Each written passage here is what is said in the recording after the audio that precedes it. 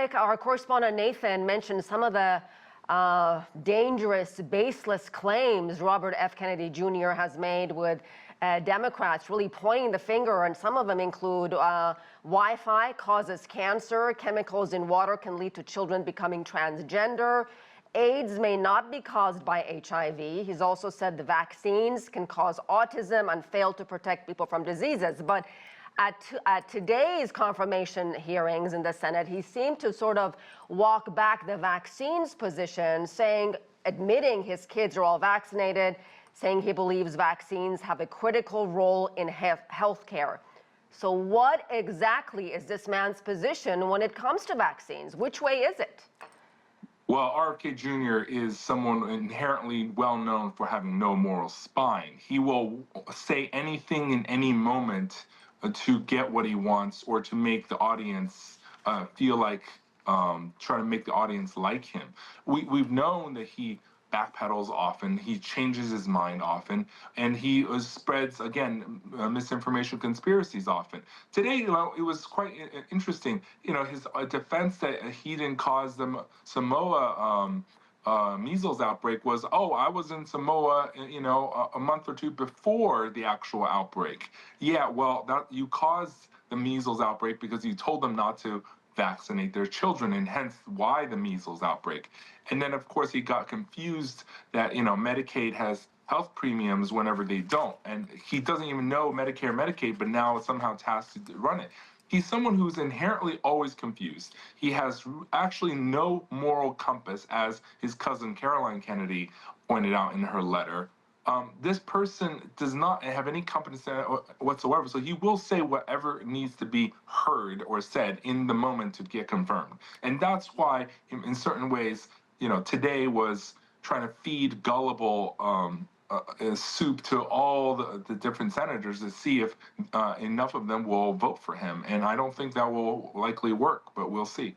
All right, you mentioned Caroline Kennedy. We actually have a clip of what she said about her, also the letter that she sent to the Senate committee. Let's listen to Caroline Kennedy.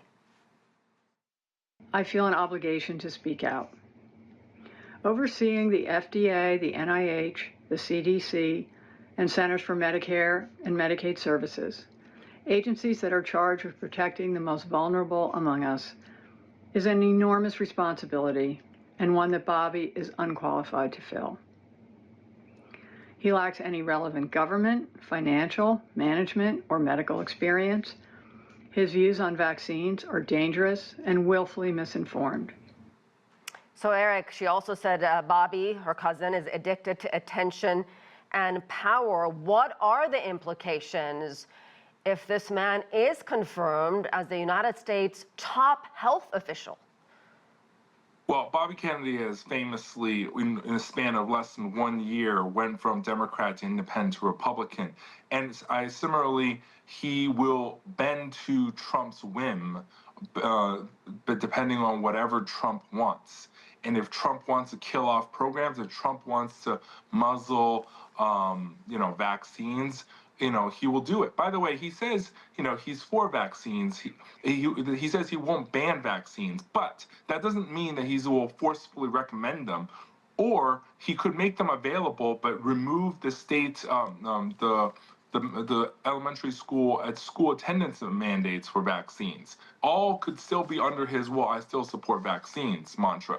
The whole thing is that he has no moral compass. He will literally shift from one side to another, and he will bend the knee and kiss the ring to Donald Trump, depending on whatever Donald Trump wants. And that is what makes him so dangerous. Well, Donald Trump says, a dictator. Well, let me tell you what Trump says about him. He says Mr. Kennedy will restore health agencies' gold standard scientific research. He will be a beacon of transparency to end the chronic disease epidemic and to make America great and healthy again. I guess my final question to you, Eric, is, will all the criticism and these comments, scathing letter from his own cousin, Caroline Kennedy, will it make any difference?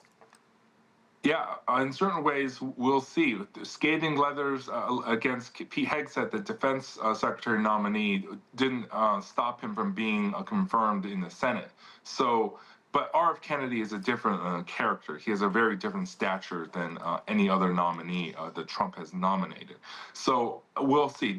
I'm hearing that some Republicans are still very upset and may vote against him, but there's also one or two Democrats that might vote for him. So in the end, it might be very close. It might be a 50-50, or he could just barely get denied by one vote. It literally is a razor edge on this nomination, and let's hope and pray. Tomorrow there's the Senate Health Committee, and he'll be grilled for a second time. So maybe senators might change their mind, or maybe something new will be revealed tomorrow as well. All right, I know you'll be watching, and we will be watching here as well. Thank you very much, Eric Feigl-Ding.